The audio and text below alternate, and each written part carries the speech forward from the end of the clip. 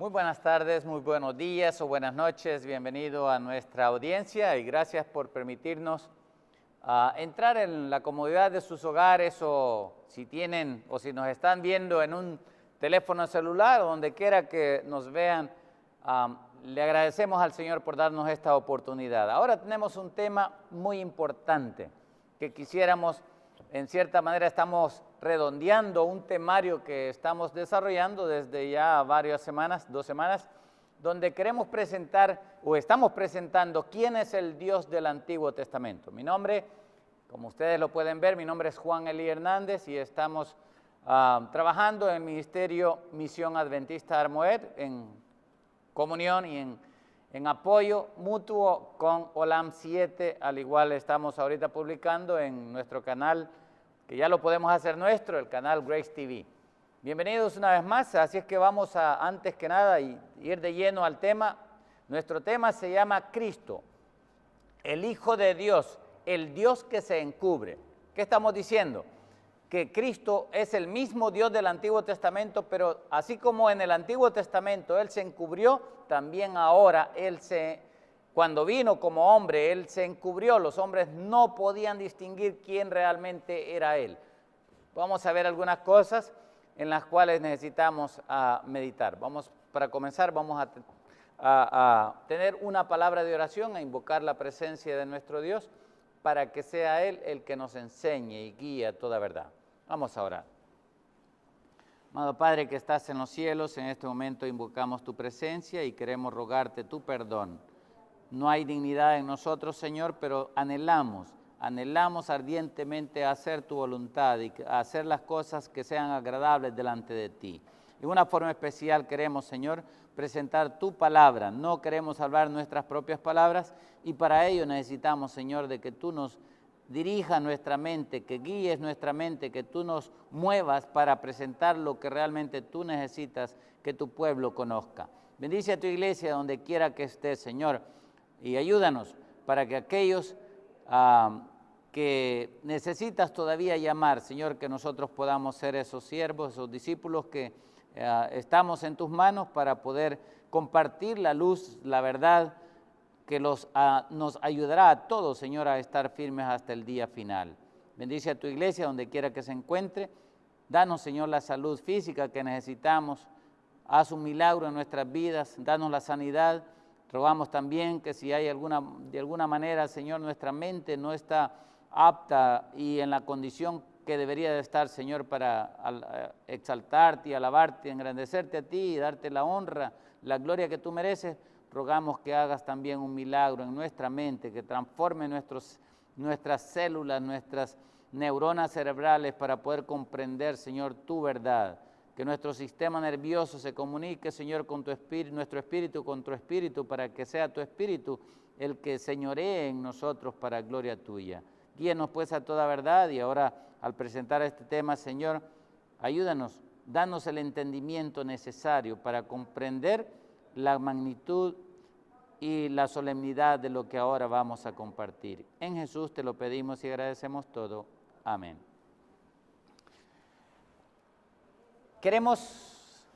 Ya hemos presentado mucho este tema, ahora quisiéramos ir haciendo la transición entre el Antiguo Testamento y el Nuevo Testamento.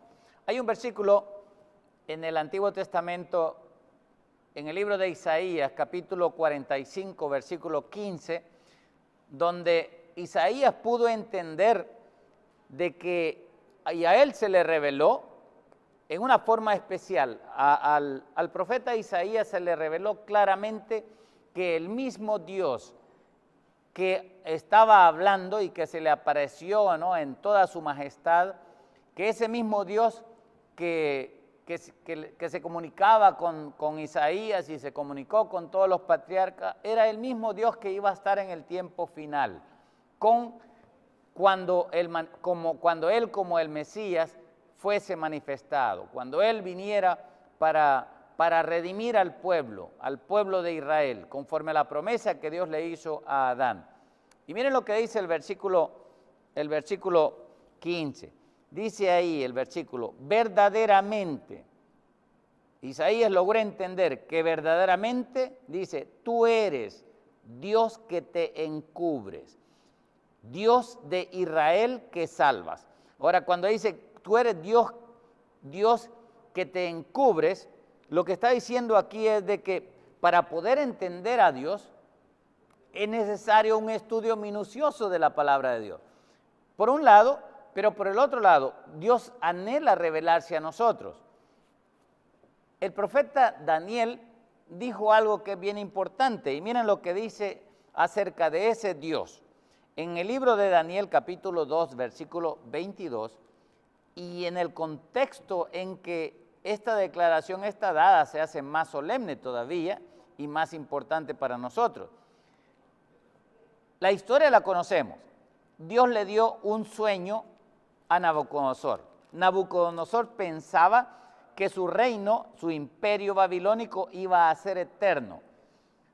Y le reveló un sueño, le reveló por medio de una estatua, donde esa estatua tenía diferentes metales.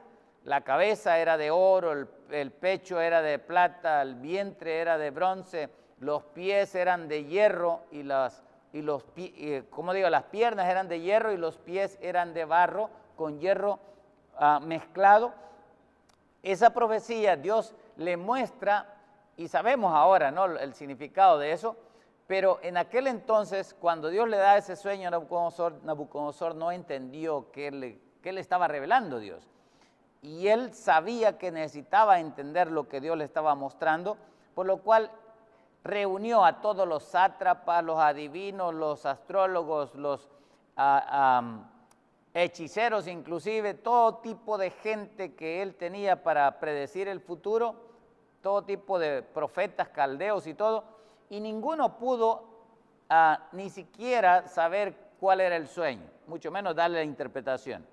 Pero Dios le reveló lo que realmente iba a suceder a su siervo, Daniel, que estaba cautivo, juntamente con sus amigos, estaban cautivos en Babilonia.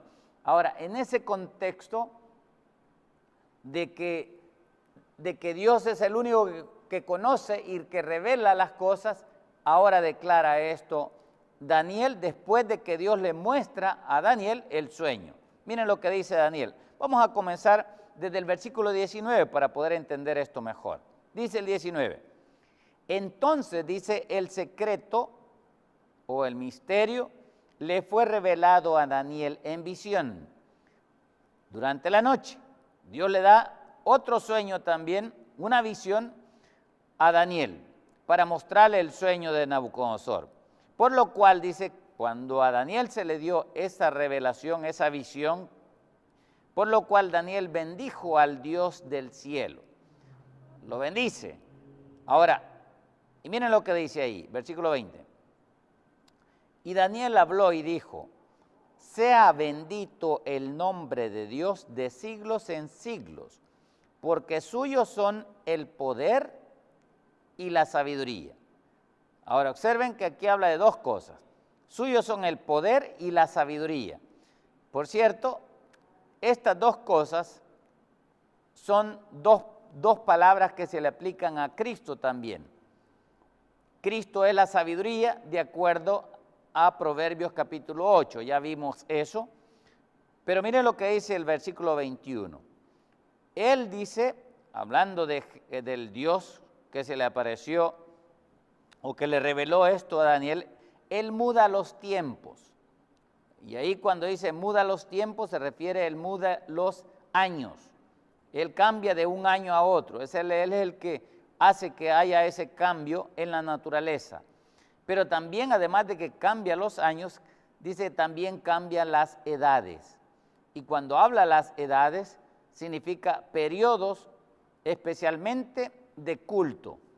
Y dice el versículo 21, continúa diciendo, Él quita reyes y pone reyes, y da la sabiduría a los sabios y la ciencia a los entendidos. ¿Quién es el que da sabiduría? Dios. ¿Quién es el que da la ciencia? Dios. Pero miren, la sabiduría se lo da a los sabios, que es básicamente los entendidos igual, y la ciencia también se la da, dice, a los entendidos. Pero en el versículo 22 dice, Él revela lo profundo y lo escondido. La palabra escondido es la misma palabra en el hebreo, o sea, esta palabra es la sinónima caldea de la palabra hebrea que aparece en Isaías capítulo 45, 15. Dice, Él revela lo profundo y lo escondido. En otras palabras, si hablamos de Dios, Él se revela a sí mismo. Aunque esté escondido algo, Él lo revela. Él se ha revelado, todo está revelado para nosotros. El problema es que nosotros no tenemos un estudio minucioso de las Escrituras y por eso es que hay falta de conocimiento. Pero Él espera darnos sabiduría y espera darnos el conocimiento necesario. Pero dice que además de que Él revela lo escondido, dice ahí también, Él conoce lo que está en tinieblas. O sea, las cosas ocultas y ya sabemos muy bien que las tinieblas tienen que ver con Satanás. Los planes que el enemigo quiere o tiene, Dios lo revela todo, lo ha revelado a todo. Y con Él, dice, y con Dios mora la luz. O sea, Él es la luz que resplandeció. Ya lo vimos que esa luz que resplandeció en el principio, en el Edén, en el primer día, la luz que resplandeció fue Cristo mismo. Y donde está Cristo, las tinieblas, que tiene que ver con lo opuesto, con Satanás, son desvanecidas, se desvanecen. No pueden morar juntas las tinieblas con la luz. Cristo es la luz y Satanás es desenmascarado a través del conocimiento correcto de Cristo. Ahora bien, habiendo dicho esto, si Dios revela lo escondido y Dios se esconde, pero porque nuestra manera de entender o nuestras ideas que tenemos evitan que nosotros comprendamos lo que realmente Dios está diciendo. Y ese es el problema que ha pasado. Por ejemplo, Isaías entendió que el Dios Jehová de los ejércitos, ese Dios todopoderoso, el Shaddai, el Dios altísimo, que ese ángel de Jehová, el ángel de Dios, él sabía que era el mismo Cristo, el mismo Hijo de Dios, o sea, lo sabía muy bien. Y continuamente Dios se reveló a sí mismo. Ahora, en el Nuevo Testamento, volviendo al libro de Isaías, vamos a ver algo que es bien importante aquí. Miren lo que dice el libro de Isaías capítulo 45, cuando habla acá, y observen cómo es que Dios revela aquí esto a Isaías. En el versículo 1 y el capítulo 44, versículo 26 en delante, ya lo leímos eso, pero en el versículo 1 está hablando de Ciro, el rey medo-persa que iba a venir a tomar el reino medo-persa de manos de los babilonios. Dios le permite a los babilonios controlar la tierra por 70 años. Eso Dios lo había revelado desde antes. Exactamente, cuando los 70 años se cumplen, Dios levantó a Ciro. Y Ciro es levantado para que el segundo reino del sueño que le dio a Nabucodonosor comenzase en el año 538. Ahora, en ese contexto es que Dios revela y hace la figura y hace la comparación de Ciro con Cristo, con el Mesías, que así como Ciro iba a dar la ley o el decreto de reconstruir Jerusalén otra vez más porque Nabucodonosor lo había destruido, también Cristo es el sumo sacerdote, es el que tiene el rey, el hijo del rey, que tiene la autoridad también para dar el decreto o para reconstruir no el templo aquí en esta tierra, sino el propio templo en el cielo. Construirlo, levantarlo, porque estaba caído. Con el pecado, con la rebelión de Satanás, el santuario celestial estuvo en conflicto. Satanás de alguna manera logró engañar a muchos ángeles, y gran cantidad de esos ángeles que no fueron engañados, que fueron 2 de cada 3, porque una tercera parte de los ángeles se rebeló y se unió con Satanás en la rebelión contra Dios. Pero quedaron ciertas dudas con respecto a lo que realmente Dios era. Pues con Cristo viene a esta tierra y desenmascara totalmente a Satanás.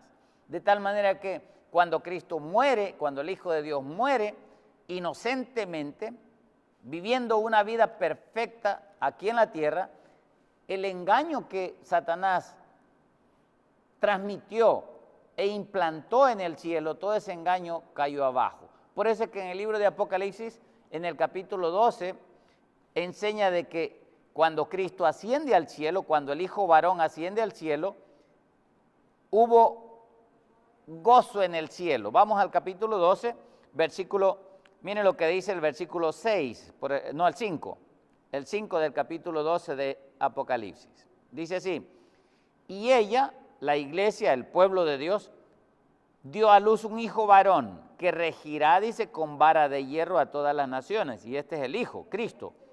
Y su hijo, dice, el hijo de este pueblo, el hijo de Israel, fue arrebatado para Dios y para su trono. Ahora, aquí muestra que Cristo es el Hijo, es el que iba a regir en el trono de Dios. ¿Dónde está el trono? El trono está en el cielo. Pero para él poder entrar al trono del cielo, el trono, que es el lugar donde Dios mora, el trono es lo que en el santuario se conocía como el lugar santísimo, en el santuario celestial, que es donde Satanás fue creado para morar y guardar esa arca del pacto, ese trono de Dios. Lucifer era el que cargaba ese trono, así como los coreitas eran los que tenían que cargar el arca del pacto en sus espaldas para que de esa manera pudiera Dios mover, ¿no?, el arca de un lugar al otro. De igual manera, eso ilustra la obra de los querubines en el cielo. Ellos fueron creados para hacer cargar esa arca. Ahora, miren lo que dice, saltémonos un poquito. Hubo una batalla, en el versículo 7 dice que hubo una batalla, pero producto de esa batalla entre Miguel, que es Cristo, dice, después hubo una gran batalla en el cielo. Miguel y sus ángeles luchaban contra el dragón, y luchaban el dragón y sus ángeles. Ahí está, dos ejércitos en conflicto. Uno es Miguel, que es el príncipe de los ejércitos de Jehová, que es Cristo mismo. El otro es el dragón, Satanás, que tiene también sus ángeles, que también hacen la guerra a Cristo. Pero miren lo que ocurre producto de esta guerra. El versículo 8 dice, pero no prevalecieron, ni se halló ya lugar para ellos en el cielo. Ahí está, fueron destronados del cielo. Y fue lanzado fuera el gran dragón, la serpiente antigua que se llama Diablo y Satanás, el cual engaña al mundo entero. Escuchen, aquí en la tierra engaña al mundo entero, pero del cielo fue arrojado a la tierra. Y los ángeles que se rebelaron contra él, que es la tercera parte de los ángeles, también fueron arrojados con él, con Satanás. Ahora observen lo que dice el 10. Entonces dice, oí una gran voz en el cielo que decía, miren lo que dijeron en el cielo, esto fue en el cielo. Esta es la declaración que se oyó en el cielo cuando Cristo asciende allá. Ahora ha venido la salvación, el poder y el reino de nuestro Dios. Miren, interesante. Hasta ahora, en ese día, cuando Cristo asciende, dice, ha venido la salvación, el poder y el reino de nuestro Dios. De alguna manera todavía el reino no estaba, antes de que Cristo ascendiera, el reino de Dios todavía no estaba manifestado claramente. Pero ahora que Cristo asciende, ahora sí, el reino de Dios sí llegó a su culminación. Ahora sí se vio claramente y evidentemente cómo es el reino de Dios y cuál es la salvación que Dios hace y el poder de Dios. Cristo lo muestra todo eso. Pero dice el versículo, dice, porque ha sido lanzado fuera el acusador de nuestros hermanos, el que los acusaba delante de nuestro Dios día y noche. En otras palabras, antes de que Cristo ascendiera al cielo, el diablo estaba acusando en el mismo templo de Dios a cada uno de los seres humanos aquí en esta tierra. Por supuesto, aquellos que hemos pecado y aunque profesemos nosotros ser cristianos o ser hijos de Dios, hijos de Israel o judíos, de todas maneras Él ve el pecado que nos ha hecho cometer delante o ante Dios, de tal manera que Él nos acusa y nos muestra, mire, este ha hecho este y el otro pecado, pero cuando Cristo asciende al cielo, ahora Cristo lo destrona del cielo, y al sacarlo del cielo, ahora sí el reino de Dios se establece en el cielo. Y miren lo que dice después, el versículo 11 dice el 11, y ellos le han vencido, dice, por medio de la sangre del Cordero y de la palabra del testimonio de ellos, y menospreciaron sus vidas hasta la muerte. Ahora, el versículo 12, la primera parte, quiero que noten esto. Por lo cual, escuchen bien lo que dice aquí, por lo cual, en otras palabras, en conclusión, como producto de ese conflicto que ahora Cristo lo ganó, dice, alegraos cielos, ¿ok? Por lo cual, alegraos cielos, y los que moráis en ellos, en los cielos. Escuchen, hay un gozo, hay una alegría para los moradores del cielo. Y la razón es, ¿por qué razón? Porque aquel que nos acusaba, como dice el versículo 10, que acusaba a los hermanos, ahora ese acusador ha sido lanzado fuera. Por eso es que dice, alegraos cielos, pero después dice, ay de los moradores de la tierra y del mar, porque el diablo ha descendido a vosotros con gran ira, sabiendo que tiene poco tiempo. Ahora bien, al decir esto, alegraos cielos, aquí el apóstol Juan está él haciendo referencia a algo que ya estaba dado en los Salmos, que iba a ocurrir en el cielo. Vamos a ver dónde está eso. En el Salmo 96:11, aquí muestra que cuando Cristo, este es un salmo mesiánico, Salmo 96:11, aquí dice que cuando Cristo ascendiera al cielo, iba a haber gozo en el cielo. Por eso es que comienza el salmo a cantar alegres. ¿Por qué? Porque cuando Cristo asciende hay una reunión en el cielo. Y dice el versículo 11, alégrense los cielos y gócese la tierra, brame el mar y su plenitud, regocíjese el campo y todo lo que en él está. Y dice, entonces todos los árboles del bosque rebosarán de contento. ¿Delante de quién? Delante de Jehová, que vino, porque vino a juzgar, ¿qué? Vino a juzgar la tierra. Escuchen bien, ¿quién es el que juzga la tierra? Aquí dice que es Jehová, pero en el libro de Juan dice que el Padre no juzga a nadie. Quiere decir que del Jehová que aquí está hablando es de Cristo y no del Padre, del Hijo y no del Padre.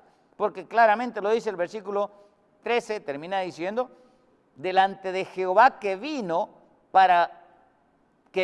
porque vino a juzgar la tierra. Y después termina diciendo, juzgará al mundo con justicia y a los pueblos con su verdad. Por supuesto, aquí está hablando ya de la segunda venida, cuando Él viene ya a traer su recompensa a todos los hombres. Pero está hablando del que tiene el derecho a juzgar.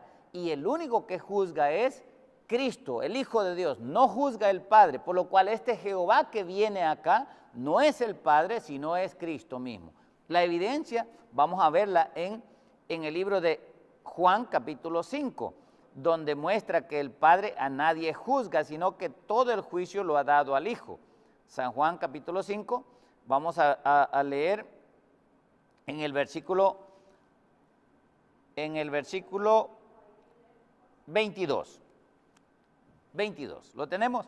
Dice así, porque el Padre, dice, a nadie juzga, sino que todo el juicio lo dio ¿a quién? El Padre se lo dio al Hijo. ¿Y cómo dice el 23? Para que todos honren al Hijo como honran al Padre. El que no honra al Hijo, no honra al Padre que le envió. Claramente muestra aquí que quien juzga, y el resto de la Biblia nos enseña, ¿no? Hay otros versículos que todos compareceremos ante el tribunal de Cristo. Eso lo dice Romanos 15, si ustedes van a Romanos 15, Romanos 14, Romanos 14 habla de eso claramente también. El versículo 10, ¿qué dice ahí? Y miren, en el contexto que lo dice, habla de Cristo.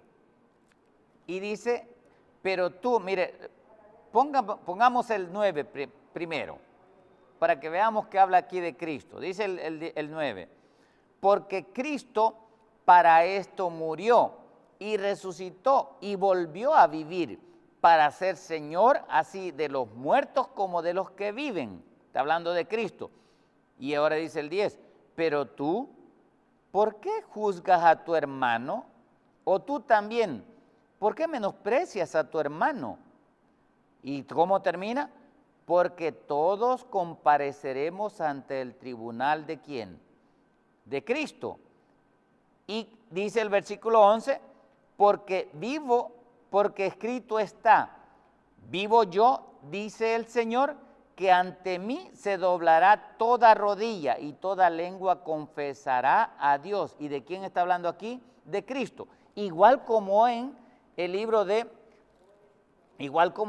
Isaías, capítulo 45. Vamos otra vez a Isaías 45, donde habla de que ante este Jehová se va a doblar toda rodilla. El versículo 23 del capítulo 45, es el mismo capítulo donde dice que Él es el Dios que se encubre, que dice ahí, por mí mismo hice juramento. Y ya sabemos que quien juró fue el Dios de Abraham. Y la razón porque no había otro mayor, o sea, Cristo es el mayor de todos, por supuesto, exceptuando al Padre, con quien está en completa igualdad. Y dice ahí, porque por mí mismo hice juramento, de mi boca salió palabra en justicia, y no será revocada, que a mí, y ahí está hablando, que a mí se doblará toda rodilla, y jurará toda lengua, y se dirá de mí, ciertamente en Jehová está la justicia y la fuerza.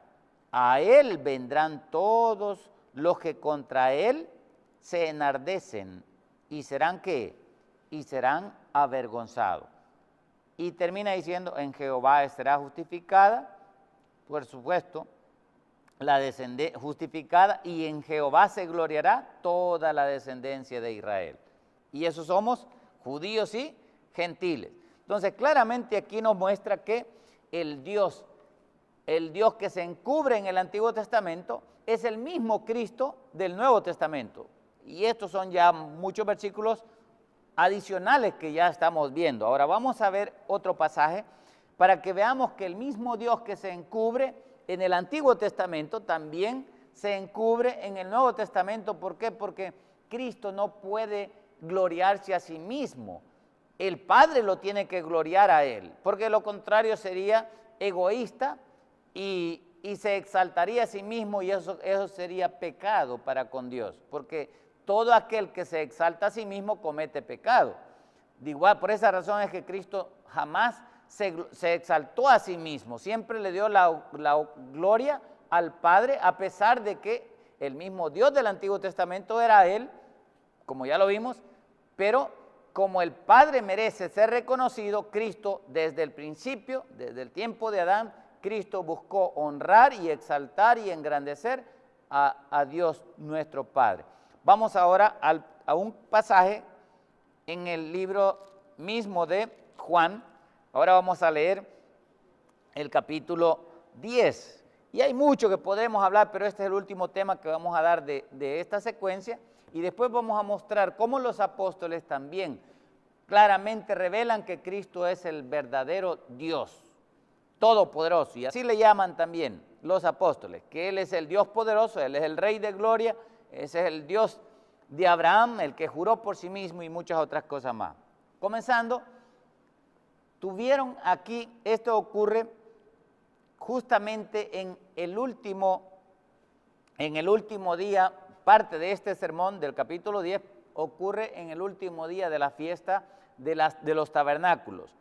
Pero después de eso, de la fiesta de los tabernáculos, venía otra fiesta, que era la fiesta que conmemoraba la dedicación del templo después que es restaurado.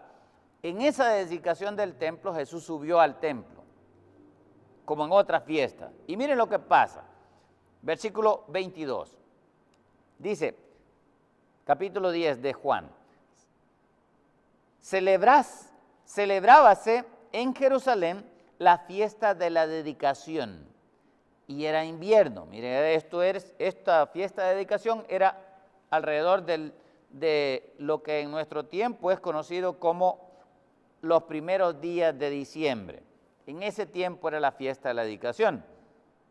Y dice el versículo 23, y Jesús andaba en el templo, por el pórtico de Salomón, que era donde se sentaban los reyes. En ese pórtico era donde tenían derecho a pararse los reyes. Y Jesús se para justamente allí. Y le rodearon, dicen los judíos, y le dijeron, y esto lo hace Jesús intencionalmente para que los judíos entendieran que Él era el rey prometido, o el hijo del rey prometido, la simiente de David, el hijo de David, prometido al pueblo judío. Y dice el versículo 24, y le rodearon los judíos y le dijeron, miren lo que le dijeron, ¿hasta cuándo nos turbarás el alma? ¿Y qué dice después? Si tú eres el Cristo, dínoslo abiertamente. De alguna manera, Él encubría las cosas. Pero cuando Él decía, por ejemplo, cuando Él dijo, y ahorita lo vamos a leer, cuando Él decía, yo dije, como lo dijo en el capítulo 6, hablando de yo le dije a Abraham, era Cristo el que habló con Abraham, no fue el Padre. Entonces, cuando Él dice, yo dije, por un lado, Él estaba diciendo que Él lo había dicho, pero los judíos entendían que era Dios el que lo había dicho, el Padre, y no podían comprender ellos que era el mismo Cristo el que lo había declarado eso. De alguna manera no habían estudiado todo lo que son los 5 libros de la ley, al igual que los profetas, para poder entender que el mismo Dios de aquel tiempo era el mismo Dios que había profetizado que iba a estar en el tiempo final. Y esto es lo que ellos no entendían. Por eso es que Cristo le hablaba en un lenguaje que ellos no entendían. Tal y como lo dice allí en el capítulo 8. Miren, en el capítulo 8, Jesús le dice en el versículo 42, por ejemplo, dice el 42 y 43.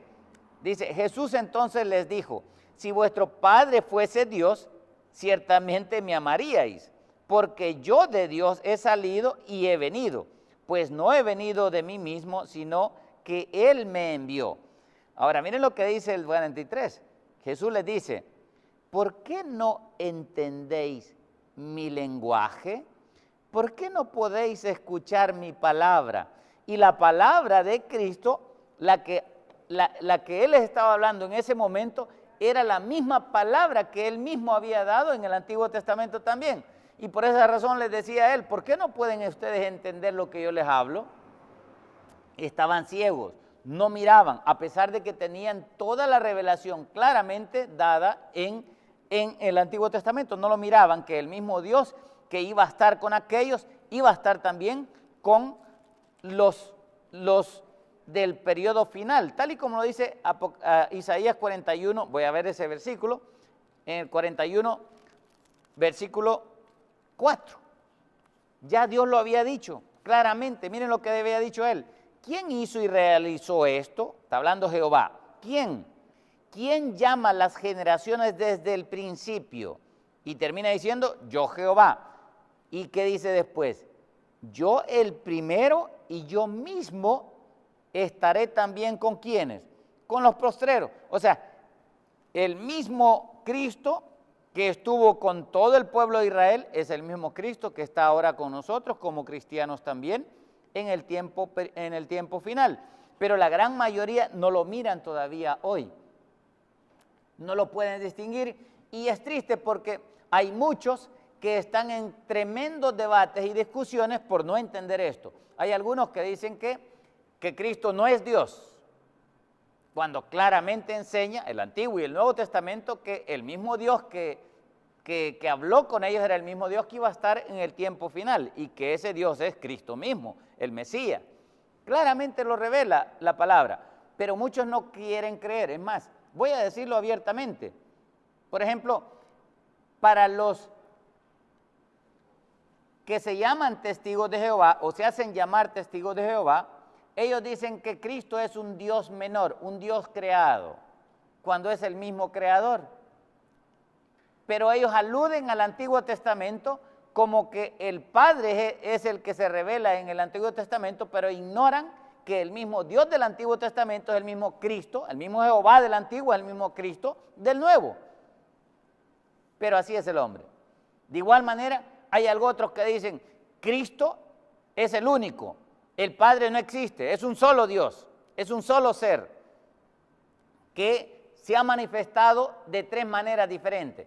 En el Antiguo se manifestó como el Padre, ahora se ha manifestado, cuando Cristo vino como hombre, se manifestó como el Hijo, y ahora se está manifestando como el Espíritu Santo. No es así, la Biblia no enseña eso, la palabra de Dios es clara y consecuente en que al Padre nadie le ha visto jamás, que quien ha revelado al Padre a través de todas las generaciones ha sido el Hijo.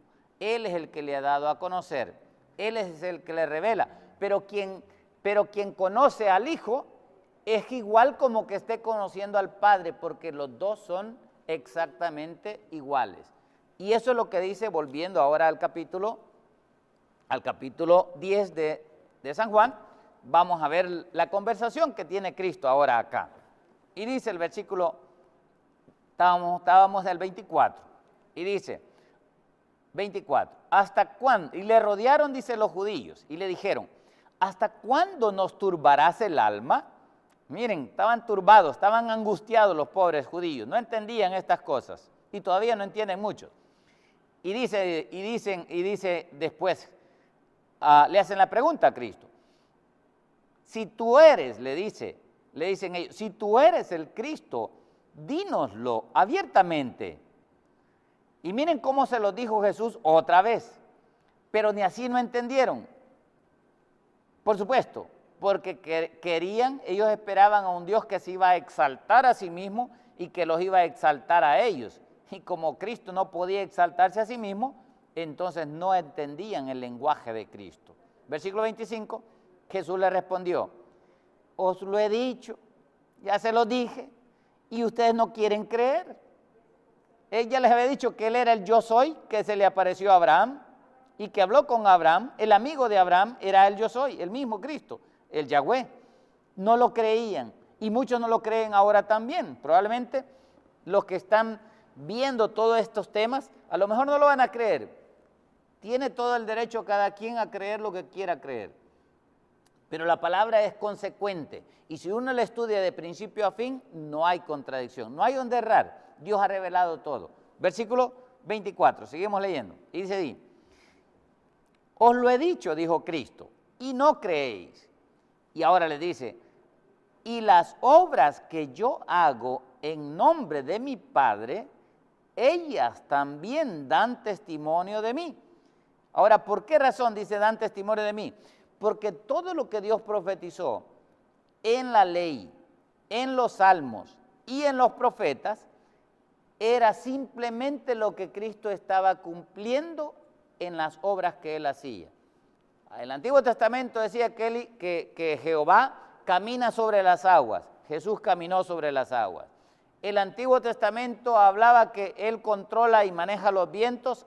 Él hizo que los vientos le obedecieran. Y todo el mundo pudo ver eso. Los demonios lo reconocían como: conocemos quién eres, el Hijo de Dios. O sea, todo dio testimonio de Él. Él tenía poder para dar vida y también para quitar. Pero como no vino para quitar vida, sino para dar vida y dar la vida por nosotros, pero Él podía resucitar. Él podía hacer cualquier cosa y mostró su poder. La orejita que Pedro le quitó a Malco, nada más la tomó de donde cayó, probablemente en el suelo, y así nomás se la puso en la oreja y ya tenía la oreja nueva otra vez. O sea, dio evidencias Cristo de que realmente Él era el Dios Todopoderoso, que todo lo podía, que todo lo sabía, porque Él sabía lo que tenía en el corazón de ellos. Y continuamente Él les reveló lo que había en el corazón.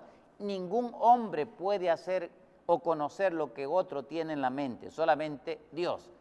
Y Cristo dio todas esas evidencias, pero los judíos no quisieron creer. Y todavía no creen muchos. Pero miren lo que dice después. ¿Qué más evidencias da el Señor? Versículo 26. Y dice: pero vosotros no creéis, les dijo. Y la razón por la cual ellos no creían era porque no sois de mis ovejas, como os he dicho. Miren, interesante esto. Para poder creer en Cristo es necesario que seamos ovejas verdaderas.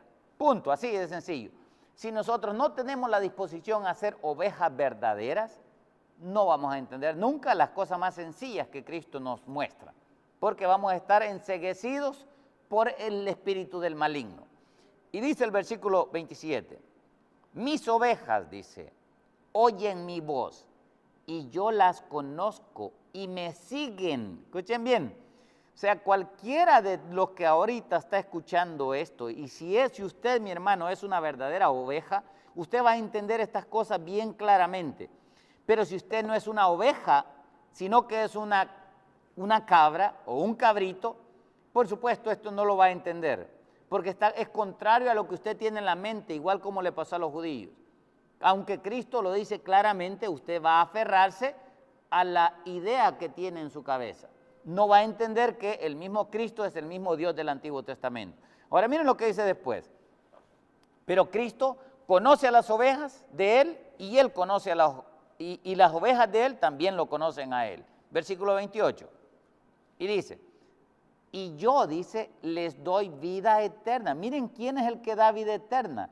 Él dice que Él mismo da vida eterna. Por eso es que lo quisieron apedrear justamente al final de esta narración. Dice, yo soy el que les doy vida eterna. Y el único que puede dar vida eterna es alguien que es eterno. Y para que sea eterno, tiene que ser Dios. Y si Cristo no fuera Dios eterno, entonces Él no podría dar vida eterna. Porque nadie puede dar algo que no tiene. Pero es bien importante que analicemos estas cosas, ¿no? Y dice después, y yo les doy vida eterna y no perecerán jamás, ni nadie las arrebatará de mi mano. Versículo 29. Y ahora dice, mi Padre, y escuchen esto que dice acá, mi Padre que me las dio es mayor que todos.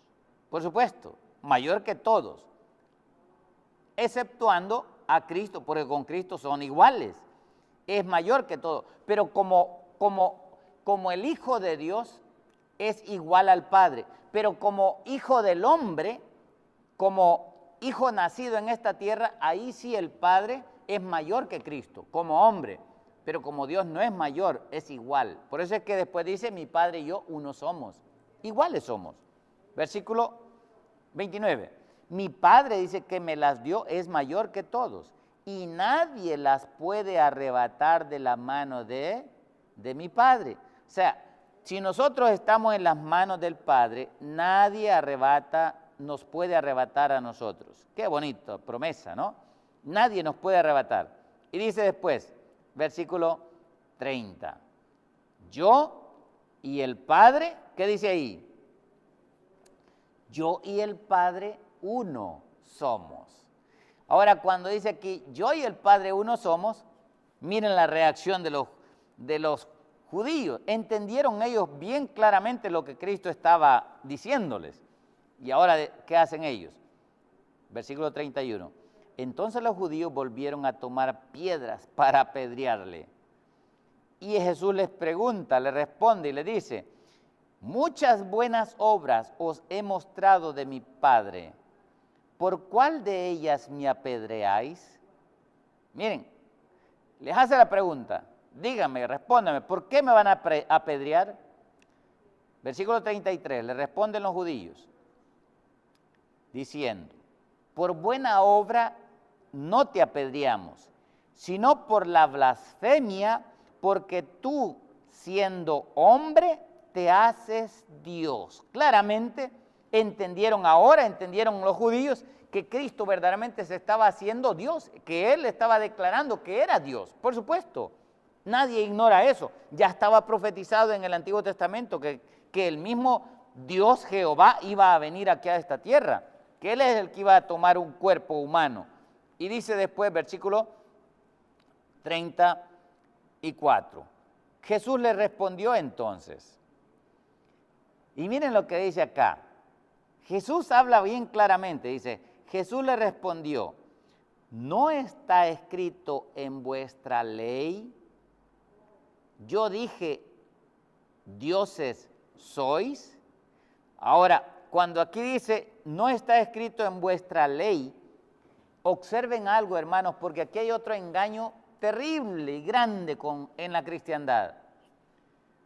Muchos piensan que la ley es solamente, algunos, los 10 mandamientos, otros que son solamente ciertas partes de la ley, algunos mandamientos nada más.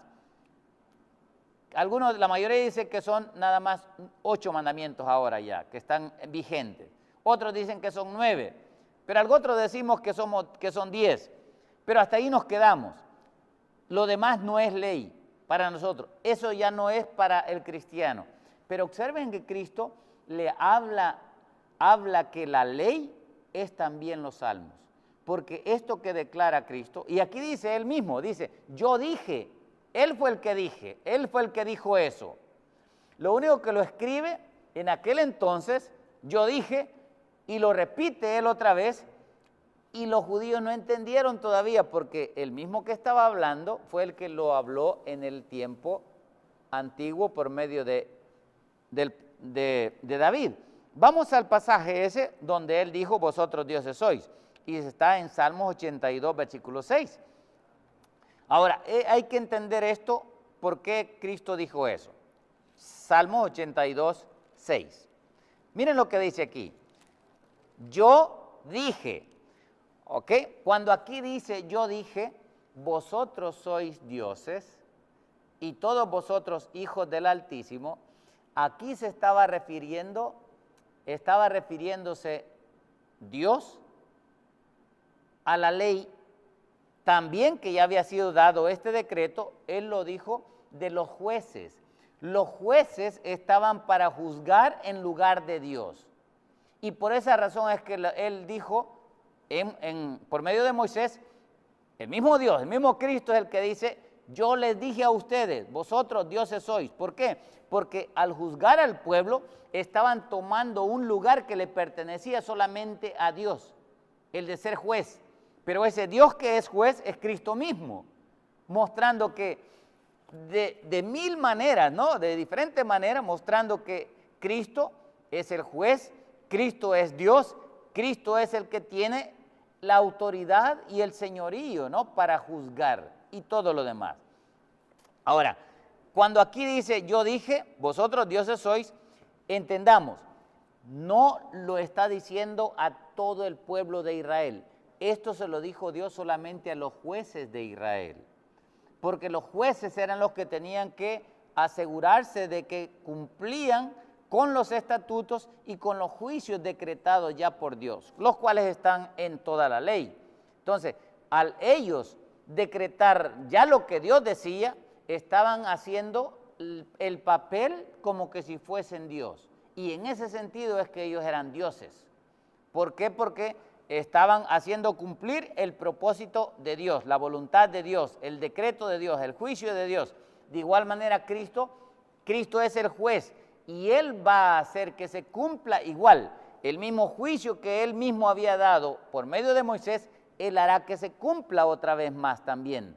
¿Cuándo? Cuando nosotros seamos juzgados cada uno, ahora los que nos llamamos ser cristianos. Es más, algunos piensan que, y han recibido el engaño, que Dios ahora no juzga a nadie. Es cierto, Cristo dijo que Él no va a juzgar a nadie, pero también dijo que quien nos va a juzgar es la misma palabra que Él había dado desde el tiempo antiguo. Por lo cual, aunque Él no juzga, pero el juicio no juzga en el sentido de a su antojo. ¿Por qué? Porque Él simplemente se va a asegurar de que los juicios de Dios, los juicios que Él ya decretó por medio de Moisés, Él va a asegurarse que se cumplan en cada uno de nosotros. Y el que no dé el estándar o la medida o el peso que debe de dar, simplemente el juicio va a caer sobre él, ya sea para condenación o para salvación. Pero por esa razón es que Él dijo, no voy a juzgar a nadie. Regresando, ahora, entendemos esto. Espero que entiendan, hermano, que para Cristo la ley es los salmos, la ley son los profetas. Toda la escritura del Antiguo Testamento para Cristo es ley también. Aquí vemos un ejemplo, cómo Cristo cita y dice que eso estaba escrito en la ley, pero donde Dios lo dijo, donde Él mismo lo dijo fue en los salmos. Salmo 82, versículo 6. Yo dije, vosotros dioses sois. Ahora regresando al capítulo 10 de Juan. Vamos a terminar este pasaje y ahora miren lo que cómo confirma Él la declaración que Él había dado. Versículo 34 dice, Jesús le respondió, ¿no está escrito en vuestra ley? Yo dije, dioses sois. Y ahora miren cómo les confirma lo que ya les había dicho. Versículo 35, y dice, si llamó dioses a aquellos a quienes vino la palabra, si llamó dioses a aquellos a quienes vino la palabra de Dios, ¿y qué dice después Cristo? Y la escritura no puede ser quebrantada. ¿De qué escritura estaba hablando? Estaba hablando de los salmos, estaba hablando de todo el Antiguo Testamento. No puede ser quebrantada, y esto es lo que han caído la gran mayoría de los que se llaman cristianos, se han tragado la mentira del diablo, diabólica, de que el Antiguo Testamento ya no es para nosotros. ¡Qué ignorancia! Y por eso es que no conocen del verdadero Dios del Antiguo Testamento, que es Cristo mismo. Él es el Jehová de los ejércitos, Él es el Dios todopoderoso, Él es el Dios altísimo, tal y como decía, y cada uno de nosotros, los que lo aceptamos, venimos a ser hijos del Dios altísimo. Por eso es que termina el versículo 36, dice ahí, al que el Padre, dice, santificó y envió como Mesías y envió al mundo, vosotros decís, tú blasfemas, porque dije, hijo de Dios soy. Miren, por decir que Cristo era el Hijo de Dios, los judíos lo llamaban un blasfemo. ¡Qué terrible! ¿Por qué? Porque ese Hijo de Dios muestra que está en completa igualdad al Padre, y eso es lo que no quisieron reconocer los judíos, que Cristo está en completa y perfecta igualdad del Padre y que Cristo tiene todas las prerrogativas del Padre y las funciones del Padre, Él las cumple también aquí en esta tierra, igual como que si Él lo hiciese. Pero quien lleva a cabo la obra, el plan de salvación, es Cristo y no el Padre. Qué bonito entender estas cosas, son maravillosas, yo sé, a veces no se entienden así tan fácilmente, hay que examinar las cosas minuciosamente. Pero quiera el Señor que si usted es una verdadera oveja, ahora haya escuchado la voz del verdadero pastor. Y el verdadero pastor es Cristo. Que a Él sea la honra, la gloria, hoy y por los siglos, al igual también que a nuestro Padre. Amén. Metro Evangelización 3000, En la Biblia encontramos el gran desafío evangelístico que han representado las ciudades a quienes desean hacer suya la orden de ir y predicar el evangelio. En la actualidad, la mayoría de personas viven en las grandes metrópolis. Debemos aceptar que hoy podemos predicar a cientos, miles y millones de personas que están a nuestro alrededor. Y esto lo podemos hacer con planes muy abarcantes que nos desafíen a una obra mayor. Ya están listos los peces, ya están listas las redes, solo faltan los pescadores. Presentamos Metro Evangelización 3000. Todos pueden hacer algo en esta obra. En estas reuniones hogareñas presentamos a Cristo a las familias. Metro Evangelización 3000, donde más de 125 ciudades serán impactadas por el mensaje de salvación de la verdad presente. Únete, acércate y forma parte de este magno evento. Abre tu hogar y sed de gran luz. El Señor está esperando por ti.